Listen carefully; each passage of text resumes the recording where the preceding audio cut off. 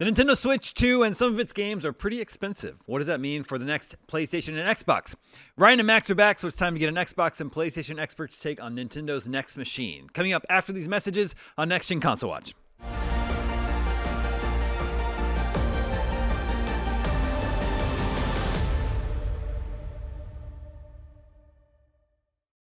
Welcome back to Next Gen Console Watch, our show following all the latest gaming hardware, and there's been a lot happening with Nintendo's next hardware offering. But what does that all mean for the next PlayStation and Xbox? I'm Damon Hatfield, and joining me this week are Max Scoville from Podcast Beyond and Ryan McCaffrey from Podcast Unlocked.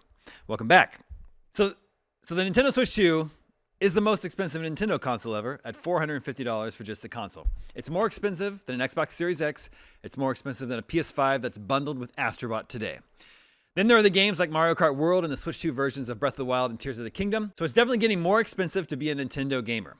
Let me turn it over to my panel. Max, Sony has a high-end console on offer right now with the $700 PS5 Pro. For 2 decades, Nintendo has been the more affordable option compared to PlayStation and Xbox. Now it has a console that costs more than a PS5. What's your take on this new Nintendo? I think it's great overall. You know, we've seen that it's definitely going to drive industry growth, which is a huge plus for everybody. You know, rising tide raises all ships and all that. As for sort of what this means for Sony, I can't help but feel like this is going to sort of delay the arrival of the PlayStation 6. I mean, there's a lot of other factors at play here, but the fact that Nintendo is coming out swinging with, you know, the successor to one of the most successful consoles of all time, I think the Switch 2, the fact that it is powerful enough to run a bunch of kind of maybe not next gen games, but you know, present gen games, I would say, you know, stuff that's, you know, maybe the higher end stuff from the tail end of last gen, maybe a little bit overlap with, you know, some of the Xbox Series and PS5 games. I could very easily see, you know, both hardware manufacturers kind of just holding back a little bit on trying to, you know, up the ante any further, because we've really seen diminishing returns on, you know, on next gen hardware and the software to go with it. You know, this console generation in particular, like, it's really kind of is it a PS5 or is it a you know, a PS4 Pro Part 2? Like, it's kind of just you know, it's granular at this point. And we've seen former Sony execs, both Shuhei Yoshida and Sean Layden, pretty much talk about the, you know, the issue that we're running into with AAA gaming is how expensive it is to develop, and maybe the emphasis on, you know, cutting edge next gen photorealistic graphics and all that stuff. Maybe that's, you know, not really worth the trouble, or maybe it's sort of the wrong focus. And, you know, given the sort of recent hurdles that Sony's had, I mean, there's been kind of a drought of first party stuff. I could very easily see, you know, the next generation of hardware kind of just maybe in the same way that we saw so much overlap between PS4 and PS5 games. Maybe the PS6 is just kind of going to be pushed further down the road to allow for more third-party stuff to come to both PS5 and presumably Switch 2 and, you know, Xbox Series. Again, rampant speculation here, but yeah, with how expensive everything is right now and how the sort of the future of hardware manufacturing across the board, and the fact that, you know, again, there's still so many people playing games on PlayStation 4. I cannot imagine Sony's in the biggest hurry to, you know, try to make PS6 happen. I mean, they have a PS5 Pro, and we haven't really seen anything that takes full advantage of it. So yeah, we got some wiggle room there. Well, Ryan, last we heard, according to reports, Microsoft was in a little bit more of a hurry to get to the next generation Xbox, possibly targeting 2027. Do you think this reveal of the Nintendo Switch has changed Xbox's plans at all?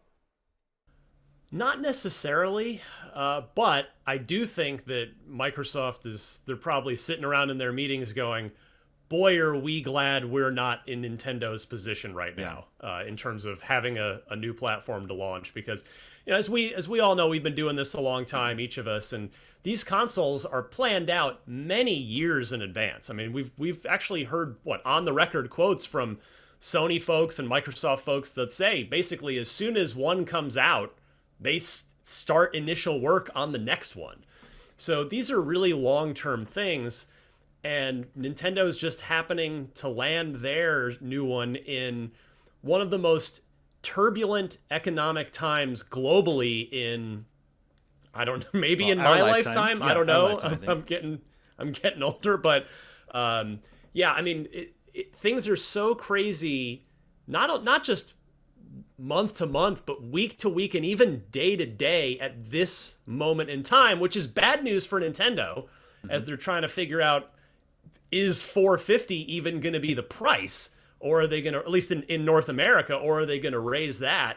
So I think Microsoft and probably Sony too are just glad they're not prepping a console launch right now.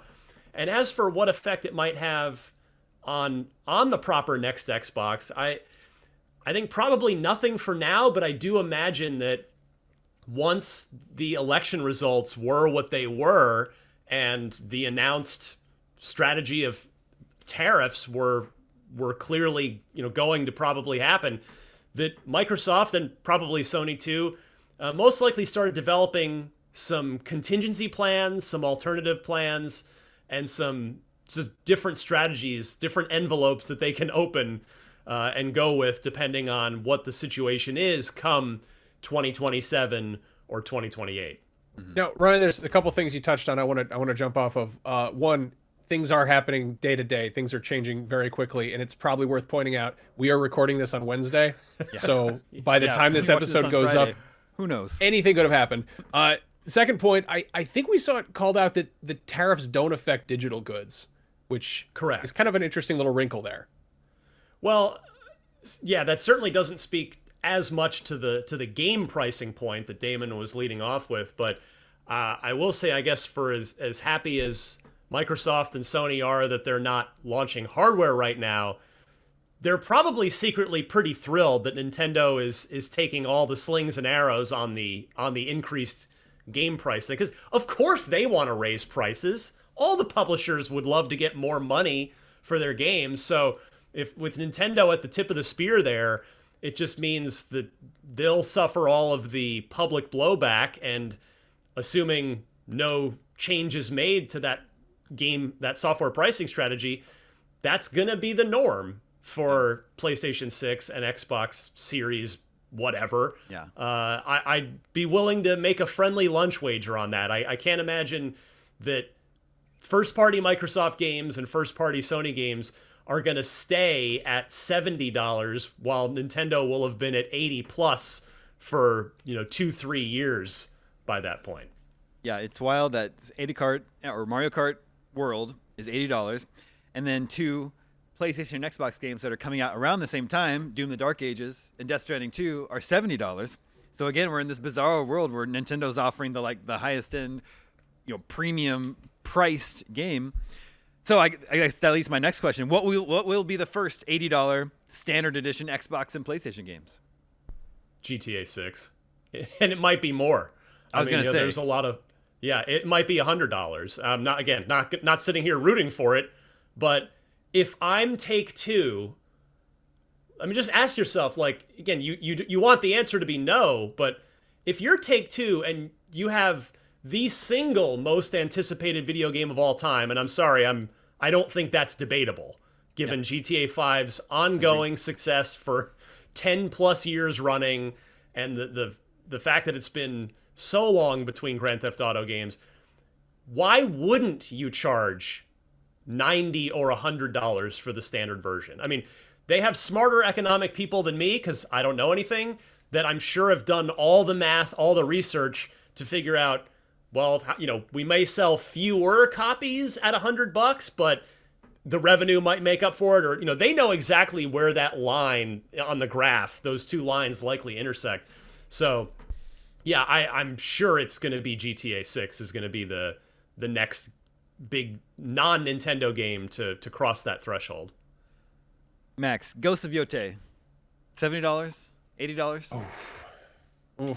Oh man, I feel like that's going to be still $70. I mean, I could be very wrong there. I imagine we're gonna see them heavily pushing the sort of the premium edition that's a few bucks more, the digital deluxe, that kind of thing, with the extra little DLC things thrown in there. But yeah, I don't know. I fingers crossed it's still 70. That would be nice. But I'm with Ryan. I think GTA 6 really, of the games out there, this one can get away with it. Ghost of Yotei, this is going to be a big, beautiful, gorgeous game. But yeah, it's the weird thing is we just got done with the conversation about Sony raising the price to 70. How dare they? That was like 5 years ago. And we've kind of come to accept that that's the price for a brand new AAA video game for consoles. And then so the Nintendo's out here with, and it's worth noting, the physical edition of Mario Kart World is $90. Yeah. So That's only in Europe. That's in euros. oh, is that only in Europe? Okay. Well, yeah, that's But still, that's a big part of the market. still it's wild to see this stuff getting pushed that direction. Also, there was a long stretch there where, Nintendo games were they were $10 cheaper than everybody else. They kind of were floating around $50 when everything else was around 60. And before that, it was like you had stuff like Conker's Bad Fur Day was like $80 as well, but that was back in 90s Big pricing. cartridge. Yeah. Yeah, I wonder if we're headed back in that direction where they really are looking at the scope of the games and kind of being like, okay, how much should we charge for this? Because if Mario Kart 8 Deluxe is the best-selling Switch game, and they did crazy numbers on that thing, and it keeps just printing money for them. And again, it's a similar, kind of much cuter version of the GTA 6 situation, where they know there's demand for this. They know that people love the last one that came out, and they saw how much money people were willing to spend on that previous iteration. So they've got a brand new one that does even more stuff. Why wouldn't they charge more for it? It's it's frustrating, but I can't blame them. And their hedge is the discount on packing it in with the system. They say, well, you could just buy it with the system, and then it's only a $50 game. So that doesn't seem to have quelled the vocal online rebellion, nor should it. But it's going to be interesting to see too what, if we get any data at all from June onward, of what the split is in Switch 2 sales between just the vanilla system itself and the Mario Kart bundle. Yeah. Again, like Max pointed out, best-selling Nintendo Switch game. Who is going out to buy a Nintendo Switch without Mario Kart World? Right. How many of those packages are even going to make it into stores? Ryan, we know Xbox has handheld plans. What does a $450 Switch 2 tell us about what an Xbox handheld might cost? And that's with the note that there's like multiple plans. There's going to be third-party Xboxes made and an official first-party Xbox handheld as well. Yeah, I mean, I don't want to even try to predict what the officially licensed third-party one that's rumored for, I believe it was it next year or this year? I can't even remember now. My post-vacation brain in effect. But as far as the actual Microsoft-built handheld that we're expecting per the report at the start of their next console generation, yeah, I certainly think that $450 becomes the floor for the pricing on that handheld, and it's most likely going to be a little bit higher. I mean, we talked back when the PS5 Pro launched on this show that we felt that $700 kind of became the floor for PS6 and the next Xbox.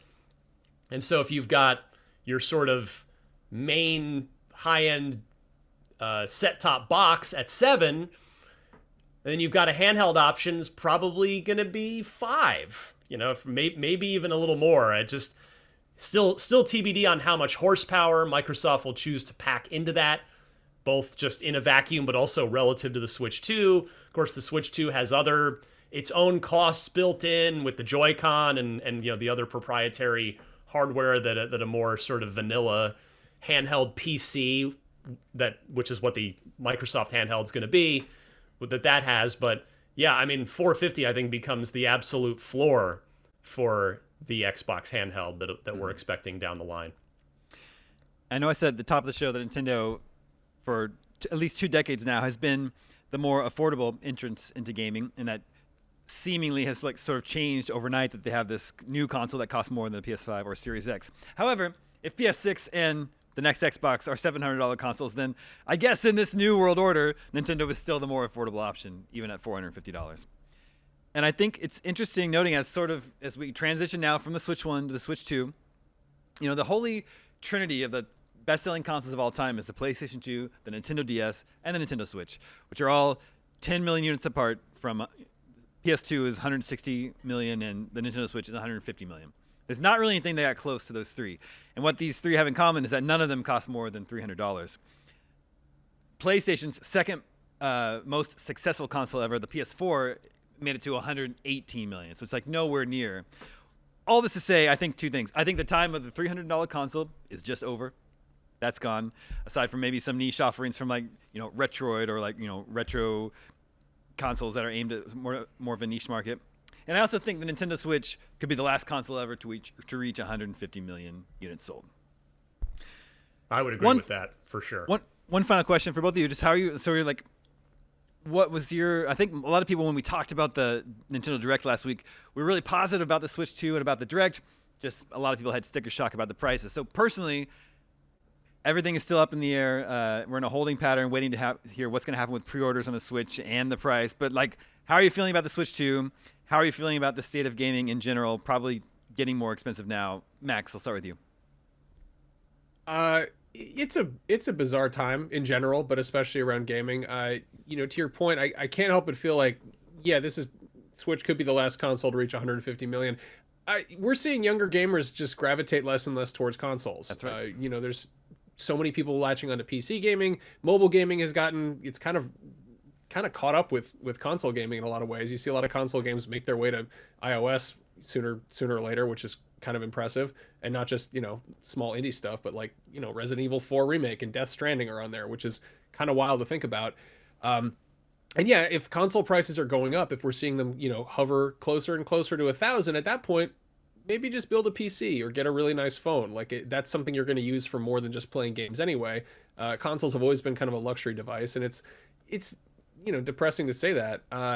On a lighter note, I think the Switch 2 looks awesome. I'm really excited about it, and this is the most excited I've ever been for a Mario Kart game. I think I enthusiastically was speculating that maybe it would be like a Forza Horizon approach, where they're like, oh, now you can go anywhere and drive wherever, and I'm so right. stoked that I'm so excited about that. So Mario Kart Horizon, I'm into it. But yeah, it's going to be really weird to see what hardware does in the next few years. Yeah. Ryan, how about you? I know you like Forza as well. Oh, big, especially Forza Horizon. So yeah, I'm definitely looking forward to Mario Kart. And the thing for me, I will say, I was surprised at the price point. I thought I was pretty certain, and I guess I wasn't alone because we ran stories on IGN about how most of the major analysts were expecting it to be $399, to be $400, and I was right there. I just thought that just seems like the right price for the Switch 2. So $450 is a little bit of a surprise to me. Is it going to stop me from buying one as soon as I possibly can? No. Still definitely going to be in all in day one. And we still don't really know the full extent of the Switch 2's capabilities, like horsepower wise. So that remains to be seen. I've certainly watched some of the Treehouse videos, like Donkey Kong Bonanza. You can visually see, even in just a YouTube stream, it clearly looks better than Switch 1 games. So I always get excited for new console generations. I just always do. Yeah. I think it's ingrained in us, given that how old the three of us are. We've grown up with console generations being such a big deal and a big thing. And I know that the longer that our careers have gone on, that it has kind of become a little less of a mega event and more of a gradual transition. Mm-hmm. And there's good and bad to that, but I'm still super excited for the Switch 2. Gonna try and get one on day one. Donkey Kong's a pleasant surprise. Mario Kart clearly isn't, but it looks great, as Max said. And for me, my hype will go through the roof whenever they do announce the next major Mario game. And with that 40th anniversary coming up this fall, I'd just be stunned if it's not announced at what I presume will still be the regular June-timed Nintendo Direct, probably, hopefully, I guess, right after launch, or I don't know how Nintendo will handle that this year in particular, but yeah, the next major Mario's got to be coming probably this year. But Mario Kart's a great start, Donkey Kong's a great start, and the price is a little less than ideal, but I'm still all in, provided the tariff situation doesn't suddenly turn it into a $530 console. Exactly. Fingers crossed it doesn't come to that. Well, dear viewers, we want to know, when it comes to game prices, where do you draw the line at the cost of new games? $70, is that your limit? Or you feel like Feel like you could live with 80 or even 90 or 100 for a GTA 6? Make sure to vote at IGN.com the day this episode goes live, and we'll share the results with you next week. Just like we can with last week's poll. Last week we asked, what Switch 2 game are you looking forward to the most? Unsurprisingly, I think, is Mario Kart World with almost half the votes. That was followed by Donkey Kong Bonanza, then the Dusk Bloods, and then Hollow Knight Silk Song, which is a little bit surprising because pretty much any time a Nintendo Direct or a PlayStation Showcase comes around, people are hoping to see Silk Song. So I know there's a lot of anticipation out there for that one, in any case. All right, this episode of Next Gen Console Watch was produced by myself and Jobert Atienza. Technical direction is by Jobert Atienza, with technical production by Marian Franson and Amir Rakib.